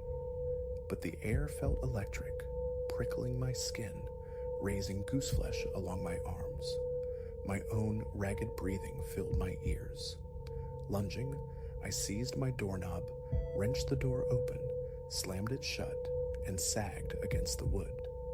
My chest constricted, air refusing to fill my lungs properly. I remember sliding down, ending up seated on the floor, eyes fixed on the narrow gap beneath the door, utterly convinced something waited just beyond, patient. Sleep was a fugitive quarry that night. Each time my eyes drifted shut, the faint creaking resumed in the passage, suggestive of small, restless pacing. Earplugs offered little solace. Burrowing under the duvet provided only stifling darkness. Eventually, exhaustion claimed me for brief intervals. Morning light revealed the corridor restored to its benign daytime state. Distances correct, floorboards quiescent. Anxiety and fatigue, I insisted to myself, though the conviction felt hollow, the unease lingering like a phantom limb. That evening, drawn by a morbid curiosity, I resolved to measure the corridor once more. Upstairs, lights extinguished, phone beam directed downwards, I stood at a stairhead and began to walk, striving for composure. The lengthening was immediate, palpable. 1, 2, 3, 4, 5, 6. The passage simply continued. Angling the light ahead, I saw my bedroom door, but it seemed oddly distant, diminished by perspective. In the door to the second bedroom, it was now behind me, situated on my left. Impossible. Facing my own room, it should always be to the right. A knot formed in my gut. A swift glance right where the bathroom should be revealed only an unbroken expanse of wall. My pulse surged. Another step forward, and a distinct creak sounded directly behind me. I pivoted, flashlight beam trembling across the void. Empty. My throat tightened. 3 more paces, light fixed ahead. Finally, after a total of 9 steps, my fingers closed around the doorknob. I tumbled inside, locked the door, and collapsed onto the edge of the bed, hands trembling violently. The remainder of that night was spent confined to my room. I courted sleep by staring blankly at inconsequential videos on my phone until unconsciousness offered temporary refuge. Yet I woke repeatedly, straining my ears for sounds from the hall. Several times, faint creaks and soft, indeterminate taps whispered through the door. I didn't investigate. I remained burrowed in bed, thoughts racing, desperately seeking distraction. Morning brought thoughts of flight. The notion that this house harbored genuine peril took root, but finances tethered me. Abandoning the investment felt unthinkable. An abortive call to an old friend followed. Explaining seemed ludicrous, humiliating. I mumbled about sleep troubles, creaky floors, odd drafts. He offered mundane solutions, insulation checks, floorboard tightening. I feigned gratitude and ended the call, feeling more isolated than before. Most of that day was spent downstairs, pacing, attempting to muster the courage for a thorough daylight inspection. Around noon, I ascended. 5 steps, it's a stair to door. Predictable, normal. I pushed open the second bedroom door, bare walls, stacked boxes awaiting attention. I checked a bathroom, sink, tub, tiles, all in order. I knelt, pressing on floorboards. They yielded with minor complaints, nothing extraordinary. The idea of seeking refuge elsewhere, a cheap motel, surfaced, but pride, a refusal to cede ground to empty space, kept me anchored. Flawed reasoning, I see now. As dusk bled into evening, the familiar tendrils of dread tightened. Palms grew slick. An urgent need to retreat behind my locked bedroom door asserted itself. Around 8, I illuminated the downstairs living area and kitchen like a stage set. I assembled a sandwich, consumed it without tasting, sought distraction in the television's flickering glow, but relaxation remained elusive. My gaze kept straying towards the staircase. By 10, I resolved to retire. Downstairs, lights off, front door secured, I began the ascent. The disquiet returned the moment my foot touched the top step. The hallway appeared unchanged, yet my entire being tensed. 5 strides straight to my door, ignoring the periphery. Safely inside, lock engaged, I showered quickly in the attached bathroom, then climbed into bed, extinguished the light, praying for swift oblivion. Around midnight, biology called. The main bathroom, inconveniently, resides off the hallway. I resisted, lying rigid for what felt like an hour, but the need became undeniable. Reluctantly, I rose, opened my bedroom door. The passage was a gulf of blackness. My fingers found the light switch. Nothing. The bulb remained inert. My breath caught. I flicked the switch repeatedly. Up and down, up and down. Lifeless. My phone, foolishly, remained on the nightstand. No flashlight. I stepped out nonetheless. My vision adapted marginally, revealing faint wall outlines in the profound dark. Slowly, I advanced, counting mentally. 1, 2, 3, 4, emptiness where the door should be. I halted. A floorboard groaned behind me. I glanced back into impenetrable shadow. Stay calm, I whispered internally. A deep breath, then forward again. 5, 6, another creak, closer this time. A reflexive look over my shoulder yielded nothing but darkness. My heart hammered, a painful thudding in my ears. Urgency propelled me forward, stumbling slightly, searching for the bathroom door. It wasn't there.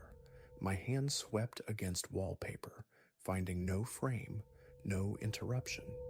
Panic began its insidious bloom. My fingers scrabbled along the surface, desperate for a knob. Nothing. Another step.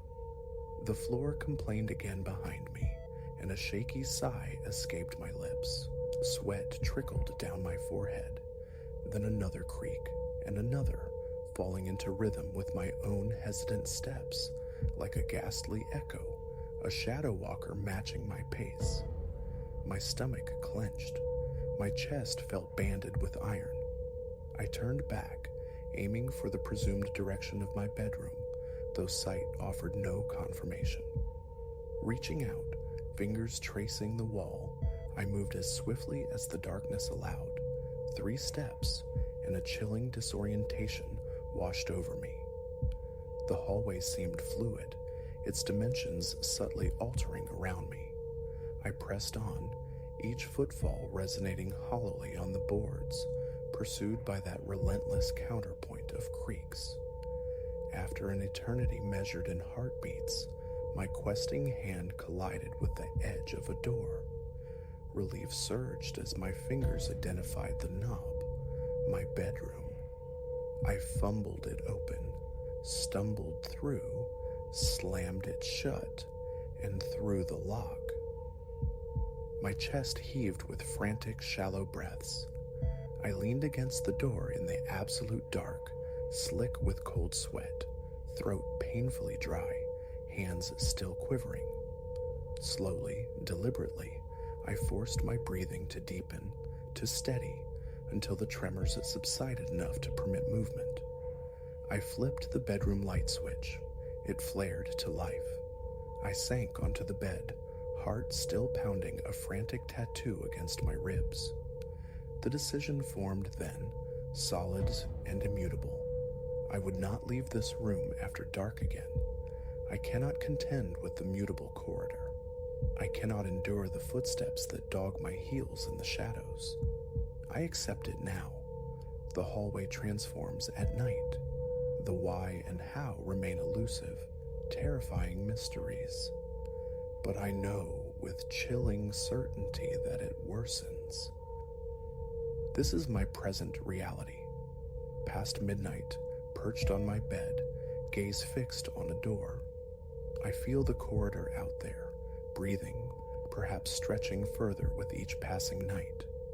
5 steps in sunlight, 8, 9, possibly more in darkness. The doors migrating like phantom landmarks. Explaining this invites disbelief, accusations of madness. So I remain here, hoping that confinement is synonymous with safety.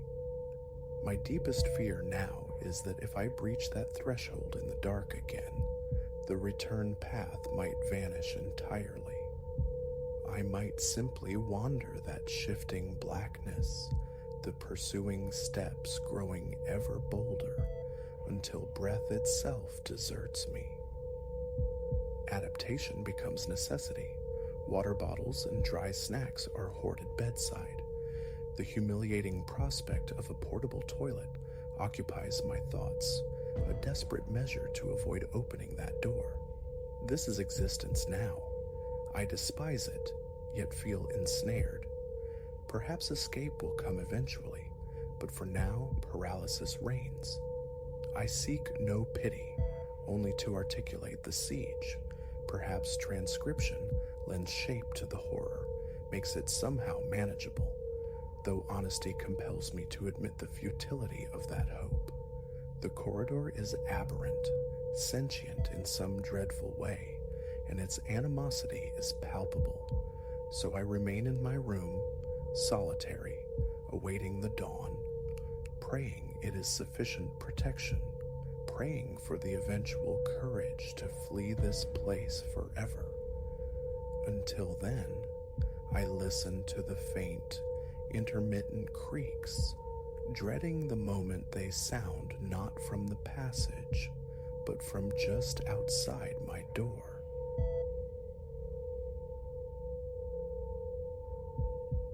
"3 weeks this house has held us. Before, silence reigned in the deep hours. Before, a child's helium balloon was just that, a buoyant trifle drifting on unnoticed currents. Now the silence screams with anticipation of the faintest scritch from above. Now the sight of that innocuous attic hatch in the hall twists something cold in my gut. It began absurdly with a balloon. I'm Elias, 33. This relic of a house, 2 stories tall and weary, became ours, or rather rented ours, for its space and mercifully low cost. A sliver of driveway clings to its side. The porch paint flakes like sunburnt skin. Shingles cling precariously to the roof, veterans of forgotten storms. Inside, floorboards voice their complaints underfoot in unpredictable places. Door jambs lean with age, and there, bisecting the upstairs hallway ceiling, the small square portal to the attic, sealed by a hatch with a pull-down cord. Until a week ago, curiosity never beckoned. Why brave the cramped, dust-choked void? Storage for festive baubles perhaps someday. But the tyranny of unpacked boxes held sway. Clara, my wife, orchestrates our domestic life. Repairs are tackled promptly, possessions marshaled into order. Yet she understands my aversion to burrowing into crumbling, forgotten spaces. The attic remained untouched by mutual, unspoken consent. We claimed the larger ground floor room as our sanctuary. The designated master suite upstairs exhaled a peculiar staleness, not rot precisely, but an ancient, unplaceable scent, maybe desiccated wallpaper paste or dormant mildew. Downstairs felt cleaner, safer. A celebratory meal marked our arrival, my parents joining us. Clara procured a small mylar balloon, emblazoned "Congrats," tethering it to a dining chair, a whimsical flicker for the occasion. Days melted past, parents departed, remnants cleared, yet the balloon, defiant, still kissed the ceiling. Clara, amused by its tenacity, snipped its ribbon, setting it free to roam the hallway airspace. A silvery vagrant, bumping the plaster ceiling as we passed, a fleeting, silent jest. It became a fixture in the corridor's geography, this stray orb. Sometimes near the bathroom threshold, later nudged towards our bedroom door. No ceiling fans churn the air there. The windows remain shut against the evening chill. But helium hearts are fickle things, swayed by unseen atmospheric tides. Or so I reasoned. It meant nothing. Then, Monday dawned unnervingly bright. Preparing for work, I navigated the hall. Empty air where the balloon had hovered. A quick scan of living room, kitchen, fruitless, not tucked in our bedroom, nor the downstairs closet. Perhaps it had surrendered its helium spirit overnight, collapsing beneath a table. Time pressed. The search was abandoned. I left. Evening brought me home, thoughts consumed by dinner prep. The balloon faded from memory until later, ascending the stairs with items for the spare room. Reaching the upper landing, I saw it, the attic hatch, a pause, a prickle of wrongness, undefined. Turning away, my gaze snagged on something pale, floating just inside the attic's shadowed maw. I hadn't touched the hatch, yet through the slight gap around the closed door, I discerned a rounded silhouette near the apex of the folded stairs. My pulse quickened. a frantic bird against my ribs. Superstition isn't my creed, but physics balked. How? Flashlight retrieved from the spare room. The hatch groaned down, revealing the skeletal ladder. I ascended into dust and shadow, and there, suspended in the stagnant heart of the cramped space, swayed the congrats balloon. The air hung thick, smelling of decay and brittle cardboard. Cobwebs draped the rafters like macabre bunting. Wooden beams jutted unevenly. I crouched instinctively. The floor, mere plywood sheets over joists. No breeze stirred, no window gaped. The balloon, still plump with gas, drifted serenely mid-air. Around me, only the weak glow from the bare bulb near the hatch offered illumination. No other egress, no vents large enough. A minute stretched, thick with disbelief. Finally, my fingers closed around the string. The thud in my chest echoed in the confined space. Had Clara orchestrated this bizarre prank? It seemed unlike her, but what else? I coaxed the balloon down, back into the familiar hallway, calling her name. She emerged from the kitchen, hands damp from groceries. "Did you go up there?" The question hung between us. Her look was pure incomprehension.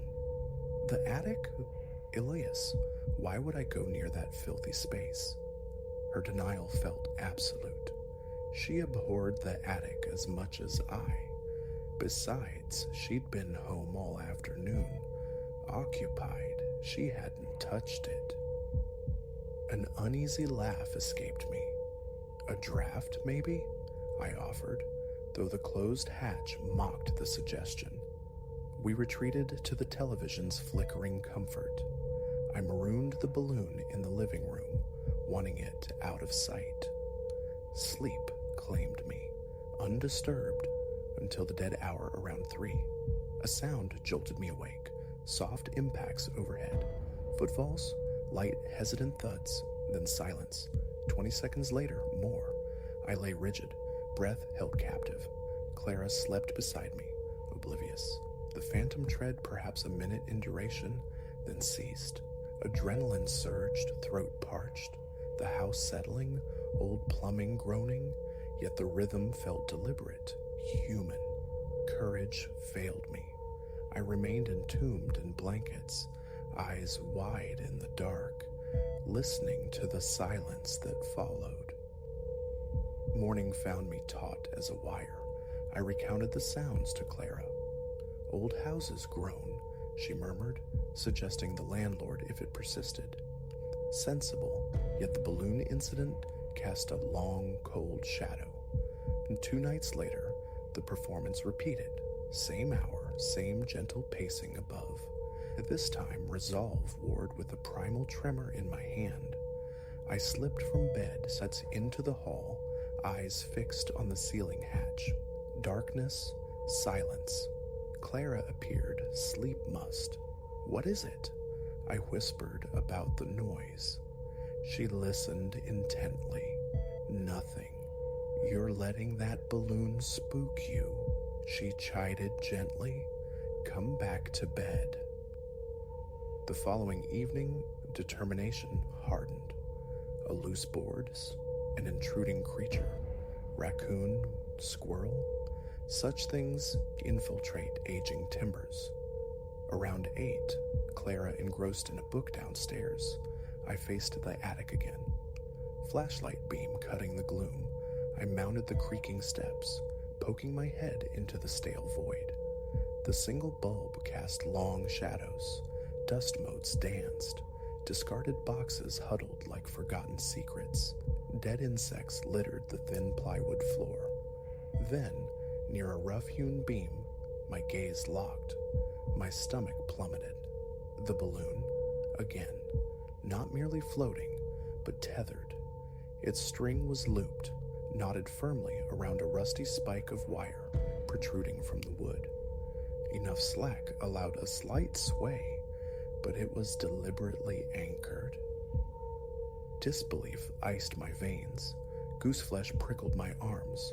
Breath hitched, shallow and fast. I scanned the shadows. Empty. Clara was downstairs. We lived alone. Words failed me. Throat constricted. Who tied it? Why? My mind scrabbled for purchase.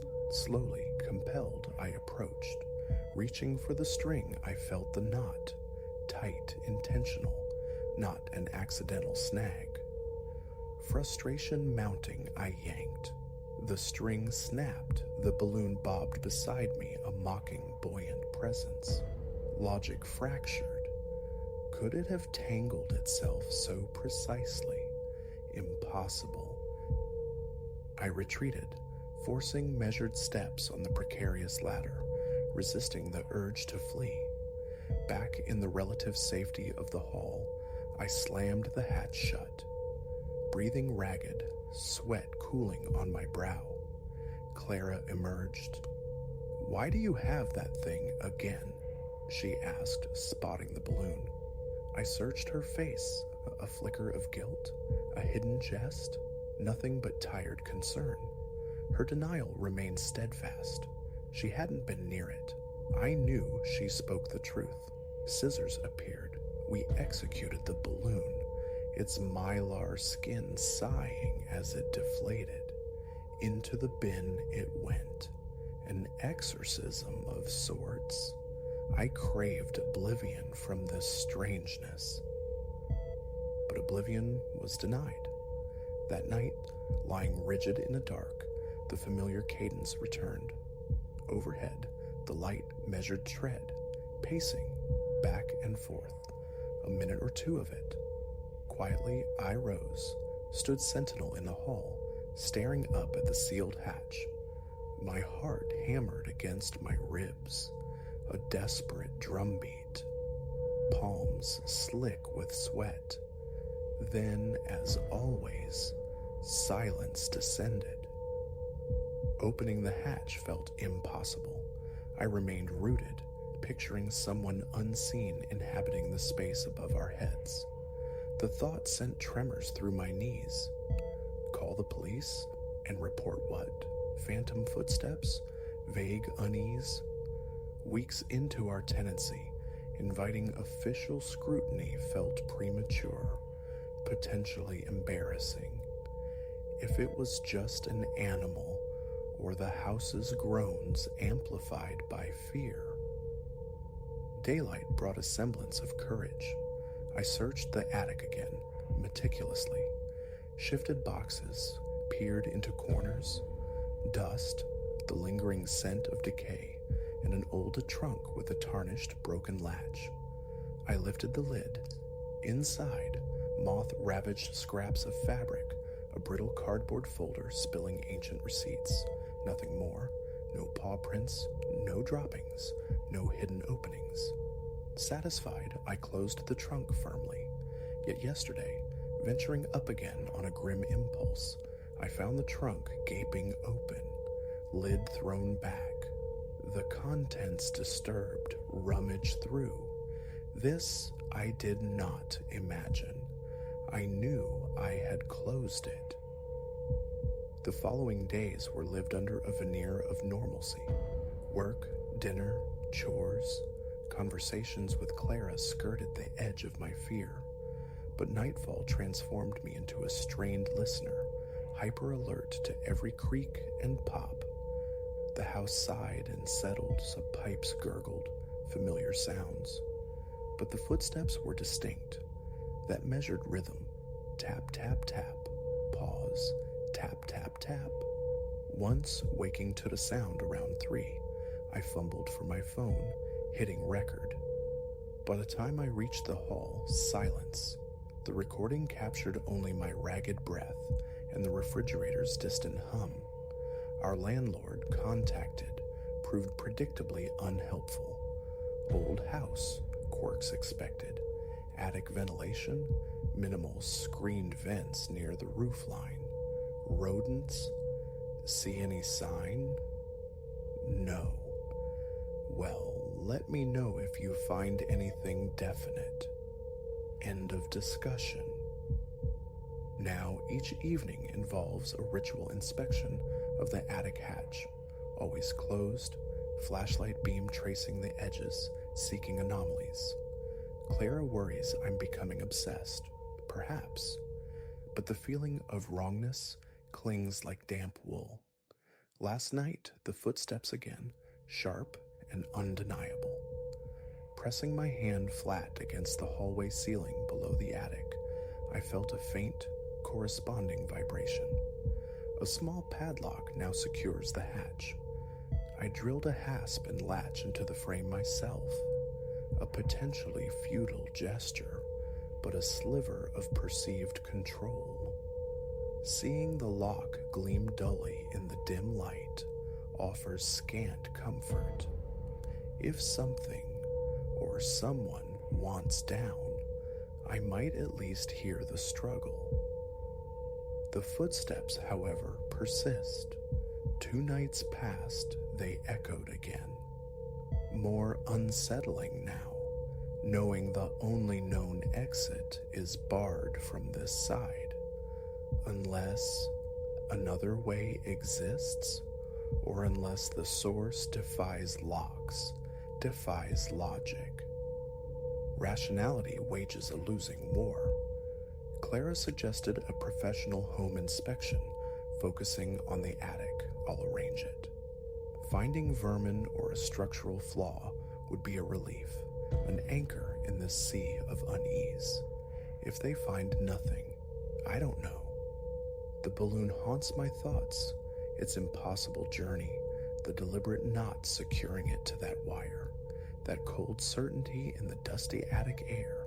This was not mere random. The balloon is gone, deflated refuse, but the footsteps remain. The open trunk mocks my search for reason. Clara, though patient, sees the toll. Sleep evades me. A constant tension coils in my gut. Every night I lie waiting, listening so intently that the house's normal nocturnal sighs become jump scares. We talk of leaving when the lease expires. The cheap rent feels exorbitant now, paid in eroded peace of mind. Is there an intruder, or is the house itself stirring? Which explanation offers less terror? For now, I endure. I wait. I listen for the steps of the unseen, trapped in a house that promised a beginning, but delivered only deepening dread.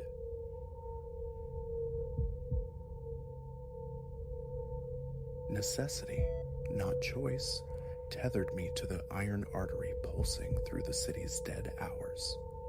My timetable had become a cruel master, condemning me to those rails night upon weary night. I recall the first encounter, the train's spectral arrival near 1:45 in the morning. I stood solitary on a platform swallowed by shadows, where the sparse, sputtering fluorescence made the station itself seem to gasp for breath. Fatigue was a lead weight in my bones, my feet aching protests against the long shift's demands. All I craved was sanctuary, a seat, the brief oblivion of closed eyes. Relief washed over me, cool and thin, at the distant rumble growing into presence, its archaic silhouette, the tortured grinding as it braked. These details registered dimly, dismissed by the urgent need to board, to simply be conveyed homeward. The carriage door yielded with a protesting squeal as I heaved it open, my soles scraping across a floor filmed with neglect. Above, the lights were feeble lumens, barely sufficient to navigate the gloom, yet enough to reveal a scattering of fellow travelers adrift in the late hour. They were islands of silence, these nocturnal commuters. A few rows ahead, a man's gaze remained fixedly on the grime between his shoes. Near the carriage's rear, a woman stared outward, her reflection tracking the unseen procession of poles beyond the glass. The air hung thick with the ghosts of old leather, stale coffee dregs, and the sharp tang of shaved metal. Comfort was absent, yet familiarity bred a certain tolerance. I sank into a seat near the exit. The vinyl cracked beneath me, a rogue spring digging insistently into my thigh. Exhaustion vetoed any search for better accommodation. My eyelids grew heavy, the engine's warm, monotonous hum, a lullaby pulling me toward the edge of sleep. Silence reigned over the intercom until the last urban station dissolved behind us. Then, only darkness pressed against the windows, punctuated by the fleeting dance of external lights. It must have been nearing the cusp of 2 when the atmosphere subtly shifted. The lights overhead began to stutter, not the frantic flicker of imminent failure, but a slow, deliberate cadence. I straightened, scanning the carriage. The man who'd studied the floor vanished. The woman lost in the window's reflection, gone. No announcement, no discernible halt, no sound of departure had reached me. Then the speakers crackled, spitting forth a voice utterly alien. Not English, not Spanish, nothing recognizable. It was a harsh, abrasive sound, static interwoven with guttural clicks and drones. A knot tightened in my chest. My phone confirmed the precise hour, 2 a.m. The disembodied voice persisted for a few strained seconds, then abruptly ceased. Alone now, with no one to query, a chill traced paths along my arms. Outside, the void remained absolute. Another spasm of light and shapes materialized across the aisle, shadows at first, coalescing into figures, humanesque at least. 3, perhaps 4. Their attire spoke of bygone decades, jackets cut strangely, hats pulled low, silhouettes plucked from sepia photographs. One sported a waistcoat and tie. A woman wore a coat sweeping to her ankles. All eyes were fixed on me, cold and appraising, expectant. My throat constricted, dry as parchment. Swallowing felt impossible. Words refused to form. The lights pulsed again, and for an instant, their eyes seemed to possess a faint, internal luminescence. My fingers dug into the torn vinyl, grounding me. No new scent invaded the stale air, yet my body coiled, heartbeat accelerating. The speaker crackled anew, unleashing the same incomprehensible syllables. The silhouettes remained utterly still, their scrutiny unwavering. The train swayed, wheels screeching on a curve, a rhythmic clatter beneath the floor. Blurred landscapes, farmland or forest, impossible to discern, streaked past the windows in washes of deepest black. The original occupants never reappeared. It was merely myself and these silent observers from another time. Minutes stretched, taut with unspoken tension. I couldn't bear it. Rising on trembling legs, stomach churning, I took a hesitant step toward them, needing to ascertain their substance, to dispel the notion of a waking dream. Instantly, as one, they turned their heads away, profiles presented as if suddenly captivated by the exterior darkness. I froze. Adrenaline surged, my breath catching unevenly. Another flicker. They were gone. I stared at the vacant seats where they had stood moments before, empty. A glance backward confirmed the entrance was deserted. A frantic scan revealed no other soul. Only the train's ceaseless groan filled the vacuum. My arms felt leaden, a prickling sensation crawling up my neck. My phone showed 2:04 a.m. For the remaining journey, vigilance was my unwelcome companion. I remained poised, scanning the carriage, anticipating the next anomaly. My palms grew slick. I wiped them repeatedly on my trousers. The overhead lights settled into a steady, unwavering glow, tempting me to dismiss the incident as fatigue-induced hallucination. Yet I stayed rigid, wide-eyed, until the familiar screech announced my stop around 2:30. The doors hissed open, and I scrambled onto the platform, casting a final look back. For a disorienting second, the train's metal shell seemed less opaque, almost translucent, the station lights shimmering faintly through its windows. Then it slid away, swallowed by the night. I kept the experience locked away. The following day, embarrassment colored the memory. Exhaustion, I told myself firmly. Life resumed its rhythm, the late shifts an immutable fact. And so, inevitably, I found myself back on that desolate platform, waiting. My phone glowed, 1:50 a.m. No corresponding service marked the schedule boards, yet the whistle's mournful cry preceded its arrival. The same time-worn machine, rattling and groaning into place, the same protesting door. Inside, a fresh smattering of late-night travelers, their faces etched with weariness. A figure hooded and hunched, a woman clutching a small, battered suitcase as if it were a shield. No exchanged glances. I claimed a seat, senses hyper-alert, watching for disappearances. None occurred, not immediately. Minutes before the clock struck 2, the train's momentum perceptibly slowed, though no station lights pierced the surrounding blackness. We crawled, and then the familiar falter. The overhead lights began their slow, rhythmic pulsing. The speakers erupted with that jarring alien tongue, raising gooseflesh on my arms. The hooded figure snapped his head up, startled. The woman with the suitcase gripped it tighter, her knuckles stark white against the worn fabric. The flickering intensified, accompanied by a low electrical buzzing near my seat. A distinct chill permeated the air.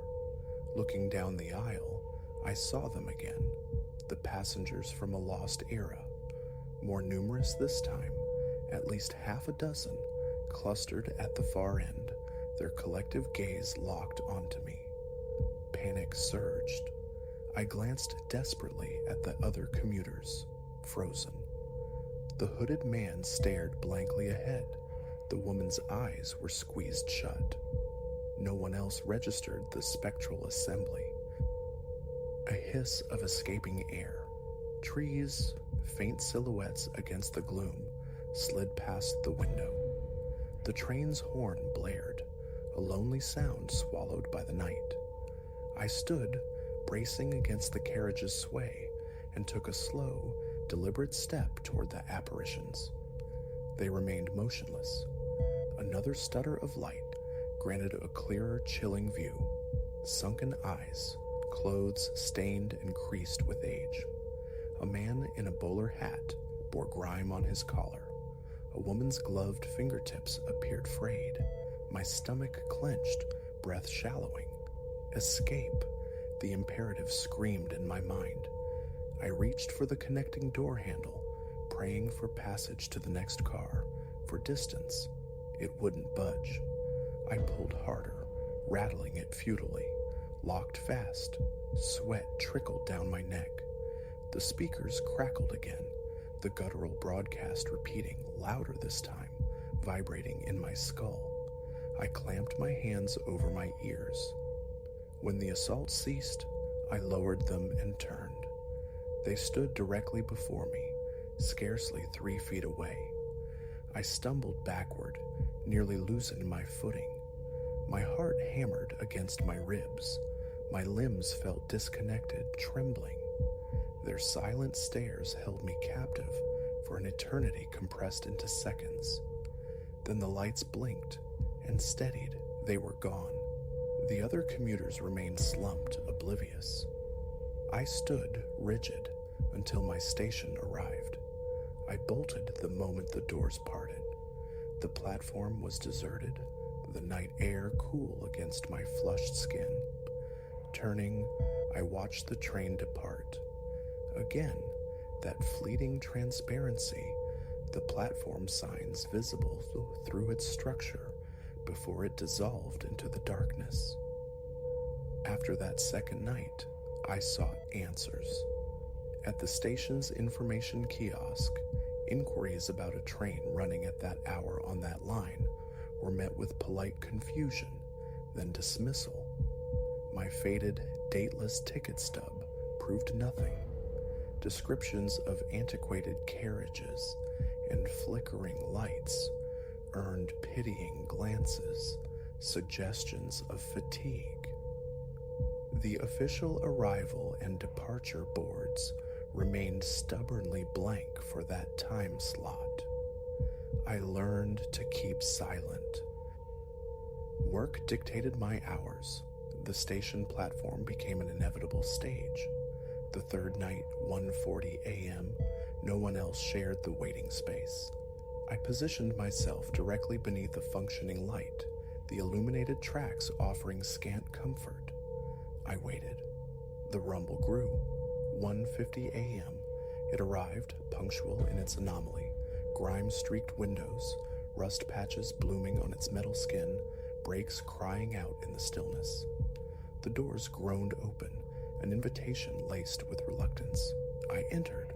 A solitary man occupied a front seat, clad in a severe dark suit, a briefcase resting squarely on his lap. He offered a curt nod. I returned it. Silence stretched between us as the minutes ticked toward the threshold. Fists clenched, I braced myself. Precisely at 2, the lights dimmed. The speaker crackled to life, pouring out the now familiar, unsettling cadence. My chest tightened. I glanced at the man in the suit. His gaze met mine, unnervingly blank. Tension coiled up my spine. A spark showered from a faulty light fixture. The train juddered. A metallic rattling echoed from beneath the floor. Turning instinctively toward the rear, I saw them again, the spectral passengers. This time, they were pressed against the exterior windows, faces mere inches from the glass, peering in, eyes tracking my every slight movement. I recoiled, bumping against a seat, my phone nearly slipping from my trembling grasp. The train lurched. The speaker emitted a high-pitched squeal as the lights flickered violently. In the momentary blackness, a distinct scraping sound raked against the window beside me. Light returned. The figures were gone. My pulse hammered in my temples. The man in the suit continued to stare, now clutching his briefcase protectively to his chest, lips slightly parted, breathing shallowly. My station. I vaulted out, no farewells offered, propelled by sheer instinct. Across the platform, toward the exit, I fled. A final glance back confirmed the phenomenon. The train shimmered, translucent, edges blurring, station lights piercing its form. Then it vanished into the night, leaving me to question the veracity of my own sight. Since then, alternatives, buses, shared rides have been sought, but sometimes circumstance leaves no recourse. The train persists, I persist. The ritual remains immutable. Near 2 a.m., the lights falter, the alien broadcast fills the carriage, and the silent figures manifest. Their clothes whisper of eras past. Their stares are constant, sometimes from within the car, sometimes pressed against the glass. Then, erasure. My station arrives. The train departs with its ghostly shimmer. Walking toward the empty parking lot, breath ragged, muscles clenched, sweat cooling on my skin, the questions echo. Local records yield nothing. Online searches draw blanks. Station attendants, regardless of shift, offer only denials or thinly veiled concern. The schedule boards are silent witnesses against its existence. Too many inquiries paint me as eccentric, perhaps delusional. Yet the worn seats are real beneath me. The scent of decay and metal lingers. The flickering lights, the spectral intrusions at the stroke of two. These are undeniable constants in my nocturnal transit. Now, stepping onto that platform is an act of bracing for the inevitable. 1:45 a.m. arrives, and my heart begins its frantic rhythm. My phone becomes a talisman clutched tight. I wait. The distant rumble swells. The archaic train rounds the bend, screeches, groans, opens. I board. There is no other way home. Does it ferry me between points in the city, or across thresholds I cannot comprehend? Is it merely a forgotten locomotive, or something more profound, more perilous? I watch the windows, anticipating the outlines. They always appear. They always watch. And as my stop approaches, they dissolve alongside the train's very substance, revealing the platform lights through its ephemeral walls. I step off. It slides into darkness. Real? A portal? A loop known only to me? The uncertainty gnaws. All I know is the heightened awareness at 2 a.m., the frisson of fear accompanying the strange broadcast, the weight of those empty eyes in their antiquated frames. How long can this cycle repeat before the destination changes irrevocably? The train feels solid, tangible, yet dematerializes upon departure. No record confirms it, yet I ride it. It appears, conveys me, reveals its inexplicable secret hour, and deposits me, leaving a residue of unease and the dry taste of fear. Each night, the question repeats, is this real? Am I trapped? But necessity dictates my return. The clock nears 2, my pulse quickens, and I prepare for the flicker, the silence, the stares. Perhaps one night the truth will reveal itself. Until then, I ride, hoping it doesn't carry me somewhere beyond return.